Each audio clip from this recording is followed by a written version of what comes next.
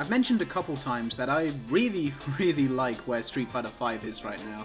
I think the later seasons of the game have just done so much for it in general, especially Season 5. I think it's been fantastic, and I've loved nearly every edition. Now obviously not everything is perfect, and I've talked about that. The netcode isn't the best, it is rollback, but by rollback standards, it's definitely below par. And I don't particularly care for how some of the older characters, like from the base game and Season 1, feel a little left behind in comparison to the rest of the cast. Like, they feel pretty basic compared to some of the later characters or characters who got big buffs. Also, why would you make casual mode best of 3 just like ranked? You know, like, I'm here to chill. I've ran into so many people that I could play for a fucking hour, but the game's just like, nope, go on, off you go. Have fun waiting a full-ass minute for a new person to fight. With that being said though, I think Street Fighter V is in a great spot, especially after Season 5. I think Season 5 so far has been amazing. I've loved all the new additions, honestly. Dan, even though he's still pretty weak, is probably my favorite iteration of the character. He's just so fun to play, and he's oozing with personality. What they did with Rose is pretty interesting in my opinion. Rose was a character that I didn't give a single shit about before Street Fighter V, and I think I'm not the only one with that opinion.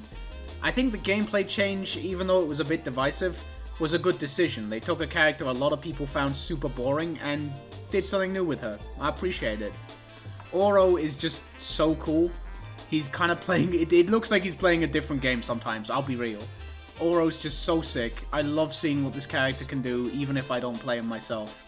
Akira's inclusion is amazing just for, like, the acknowledgement of rival schools. Like, that's so cool to me.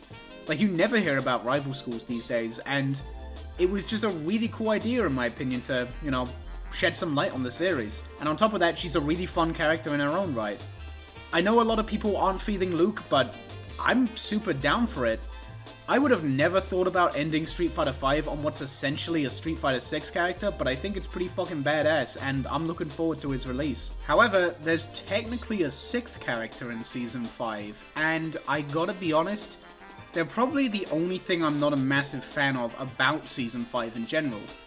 It's this funny little character. 11. Now, I remember like a day or two before one of the Street Fighter V presentations, 11 was leaked, and I thought 11 was going to be the 5th character, which I was super down for. I thought that would have been really cool. But, during the presentation, we found out that 11 is actually a free bonus character that offers, apparently, like a new gameplay experience. What that was, in my opinion, is a little underwhelming. Now, as soon as I saw they were a free bonus with the Season 5 pass, I knew 11 wasn't gonna be like an original, you know, fully fleshed character. Like, Capcom, I love ya, but I also know ya, and I know you're not just gonna give us a whole ass character for free. 11 is essentially random select.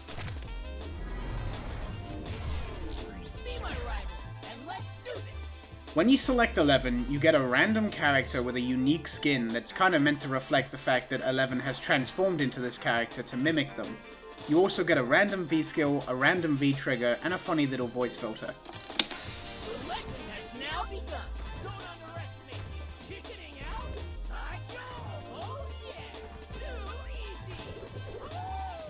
Burn this in your memory! A piece of cake! Now, aesthetically, I really, really like 11. I think the design looks really cool. I love the voice filter and the skins for the different characters you transform into. I love that it's a nod to 12 in the first place. I love 12.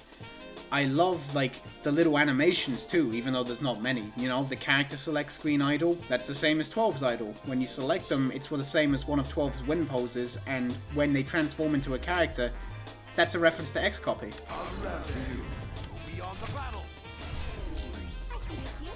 My issue with 11 isn't that they're a random select. Like, it's hard to be mad at something like that. They're just a free bonus after all. It's just that they're kind of the bare minimum a random select needed to be. I mean, fuck, if you're not playing online, there's literally a random select option right there on the character select screen.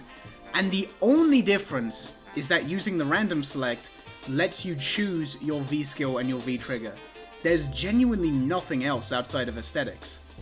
Once 11 transforms, that's just kind of it for the entire match. You're stuck with that V skill, you're stuck with that V trigger, and you're stuck with that character, not for the round, not for the game, but for the entire match.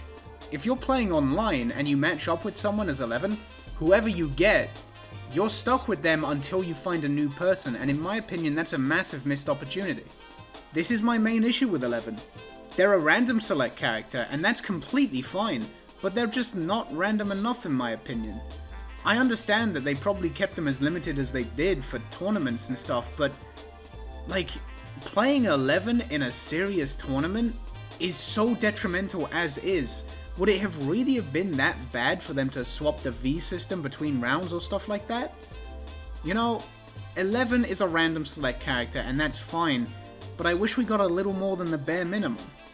With the sole exception of saving you a bit of hassle between matches selecting a new character, there is absolutely nothing unique from a gameplay perspective that 11 brings to the table that couldn't be achieved with like a randomizer. And that's kind of lame in my opinion, it's a bit disappointing. One thing about 11 that in my opinion is a bit of a shame is that in a way, they're the successor, or predecessor depending on how you want to look at it, to 12. And people fucking love 12, and I can't blame them, look at them, they're adorable. But it's kind of a shame because 12 is stuck in this one game and they're awful in that one game, so it's a shame that over 20 years later, this character that people really like but is unfortunately really bad gets a comeback and they're just a random select. Again, I'm not disappointed 11 wasn't a full character, but it's a bit of a shame, right? Now, I'm curious what people watching think of 11 and if you're happy with how they turned out, because man, it really does feel like absolutely no one talks about this character. And it kind of makes sense why they're just a random select character, but I'm curious if people watching agree that they could have been executed a bit better. Also, here's a little fun fact. If you have mods enabled that replace vanilla characters with non-playable characters and 11 selects one of those non-playable characters, the textures will be all fucky and messed up. This guy's got a massive hole in the side of him for some reason, and his leg is covered in like fucking like goop. I don't know what that is. The voice filter is still there though, which is kind of interesting. I'm sorry if this wasn't the most interesting or in-depth vid in the world. I haven't been in the best of form lately, but this is something that's been on my mind for a long time, and I figured this would be a good time to talk about it. So, let me know what you think of 11.